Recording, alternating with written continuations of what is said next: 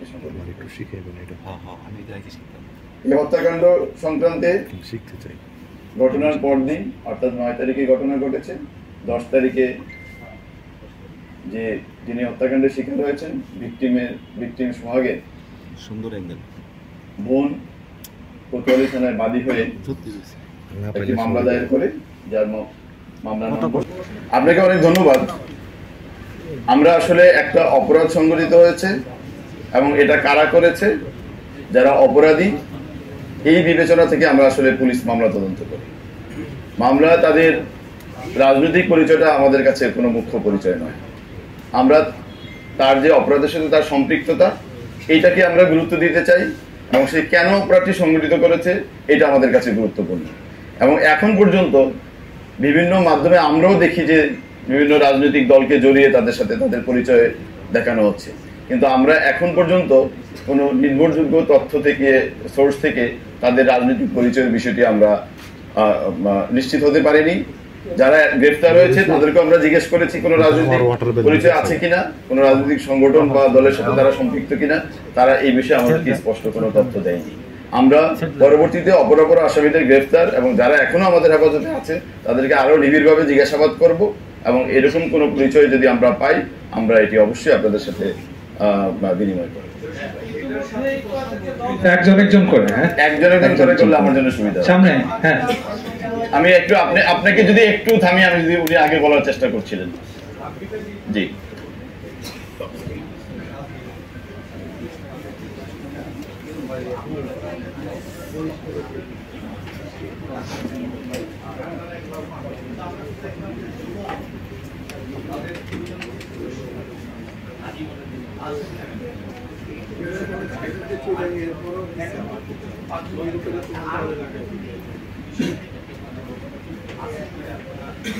ধন্যবাদ আপনাকে। অ্যাকচুয়ালি যুব দল একটা রাজনৈতিক সংগঠনের অঙ্গ সংগঠন, তো তারা তাদের সাংগঠনিক কার্যক্রমের অংশ হিসাবে এজাহার নামীয় দেখেছে কিনা বা কোন বিবেচনায় তারা এদেরকে বহিষ্কার করেছে, এই বক্তব্যটা আসলে তাদের কাছ থেকে যদি আপনারা নেন একেবারে সঠিক তথ্যটা পাবেন।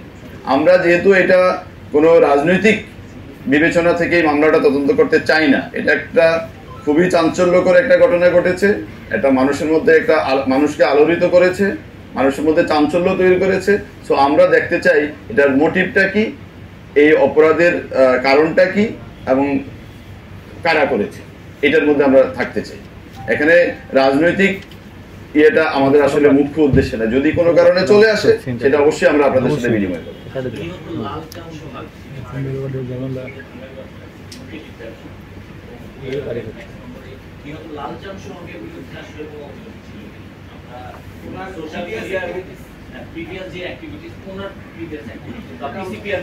আমরা এখন পর্যন্ত সোহাগের সম্পর্কে আমরা যতটা জেনেছি, এই ব্যবসাটা তারা একসাথেই করত। তার প্রিভিয়াস কোনো অ্যাক্টিভিটি সম্পর্কে আমাদের কাছে এখন পর্যন্ত তথ্য নেই, তবে আমরা খতিয়ে দেখার চেষ্টা করছি যে সোহাগ কেন এই হত্যাকাণ্ডের শিকার হলো। এটা কি শুধু তাদের লাভের জন্যই, না সোহাগের এমন কোনো অ্যাক্টিভিটি আছে যেটার জন্য তারা ক্ষিপ্ত হয়ে ঘটনা ঘটাতে পারে?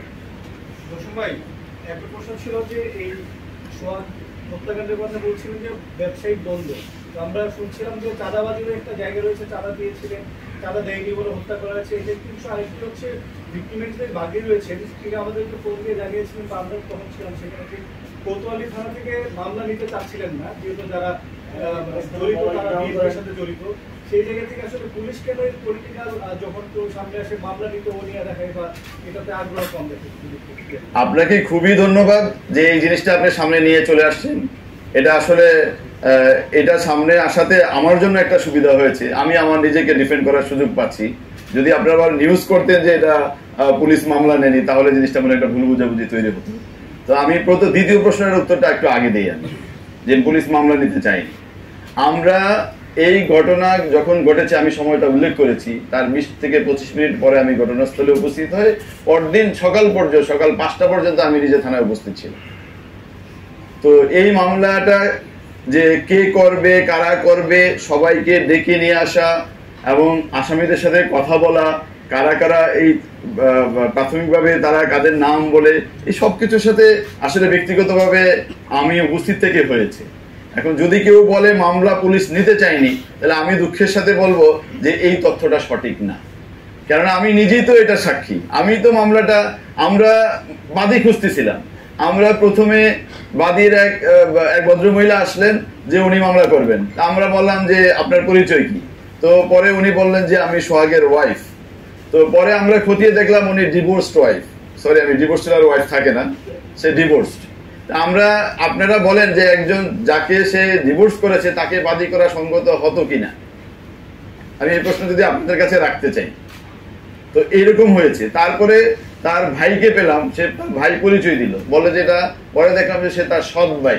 আমাদের এক্সপিরিয়েন্স আছে, কিছুদিন আগে কেরানীগঞ্জে এরকম একটা ঘটনা ঘটেছে, সৎ ভাই মামলার বাদী হয়ে পরে আসামিদের সাথে আচাত করে মামলা বিক্রি করার মতো ঘটনা।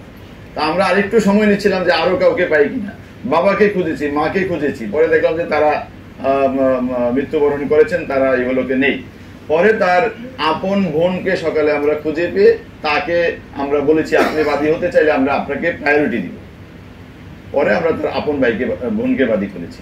এটা হলো মামলার রেকর্ডের ঘটনা। তবে যেই ঘটনাগুলো আপনাদের কানে আসছে, আমি অত্যন্ত বিনয়ের সাথে বলবো এই কথাগুলো সঠিক নয়, যেটা আমি নিজেই ভোর 5টা পর্যন্ত থানায় উপস্থিত ছিলাম। আর প্রথম প্রশ্নটা কি ছিল? চাঁদাবাজি। এখন পর্যন্ত কোনো চাঁদাবাজির ঘটনা, এরা চাঁদাবাজ এরা চাঁদাবাজ, এই বিষয়গুলো আমাদের নলেজে নেই। অতীতে কোনো তাদের বিষয়ে, অর্থাৎ ঘটনার আগে বা এখন পর্যন্ত আমাদেরকে এই রিপোর্ট আমাদের কেউ করে নেই, আমরাও তথ্য পাইনি। আমরা শুধু যতটুকু জেনেছি এটা একটা পারস্পরিক একটা দ্বন্দ্বের বিষয়, এই পর্যন্ত আমরা জেনেছি। ধন্যবাদ আপনাকে।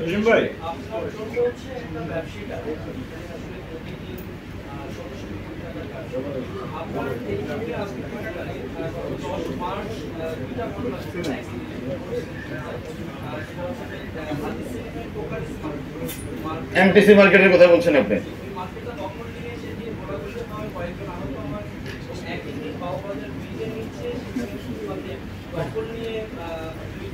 8 জন অ্যারেস্ট ছিল এটা।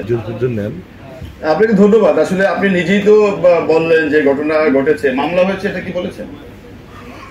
এই ঘটনা সংক্রান্তে মামলা হয়েছে এবং অ্যারেস্ট হয়েছে, এটা একটু আমি অ্যাড করে দিই তাহলে আপনাকে, যে এই দুইটা ঘটনা সংক্রান্তই ওই এলাকায় মামলা হয়েছে এবং একটা মামলায় 8 জনের মতো অ্যারেস্ট হয়েছে, আর আরেকটায় মনে হয় 4 জন, যেটা চকবাজারের মামলা। আর ইয়েতে কোতোয়ালিতে যেটা হয়েছে সন্ধ্যাবেলা বিকালবেলার ঘটনা, আমি নিজে হসপিটালে উপস্থিত ছিলাম ওই দিন, এবং আমি নিজে থেকে থেকে এই মামলায় অনেককে অ্যারেস্ট করেছি, সব মিলে প্রায় 8 জন।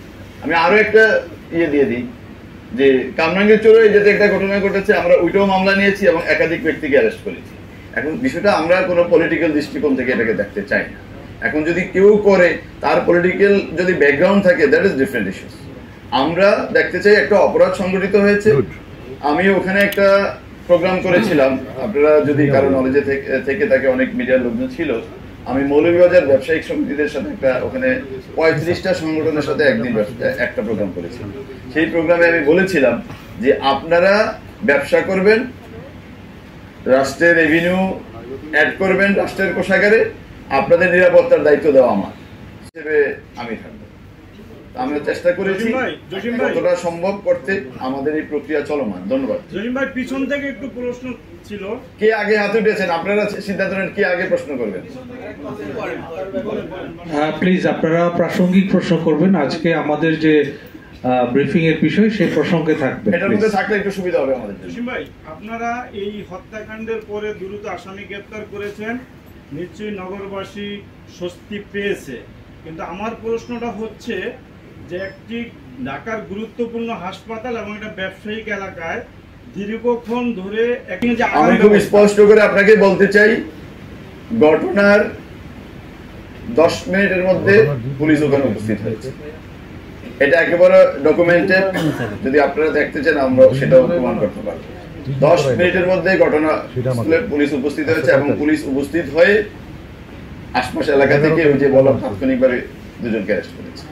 সম্পূর্ণ একটা প্রশ্ন করি, বিষয় হচ্ছে 10 নম্বরে আমরা যখন দেখলাম 5 লক্ষ টাকা নিল, এইখানে যখন দেখলাম হত্যা হইল, হত্যার পরে আসলে পুলিশ ঘটনাস্থলে যায়, সব ক্ষেত্রে আমরা দেখেছি সবগুলো ঘটনার পর পুলিশ উপস্থিত হয় 10 মিনিট 5 মিনিট, কিন্তু সবগুলো স্থানে গুরুত্বপূর্ণ, রাজধানীর গুরুত্বপূর্ণ স্থান, আসলে আগাম পুলিশিং ব্যবস্থা থাকছে না কেন? এখানে আপনাদের দেখেন, আগাম পুলিশিংটা আমরা করছি না তা না, এই যে আপনি বলেন যে আমরা তো ভিকটিম ফোন করে নিই, অপরাধীরাও আমাদেরকে ফোন করে।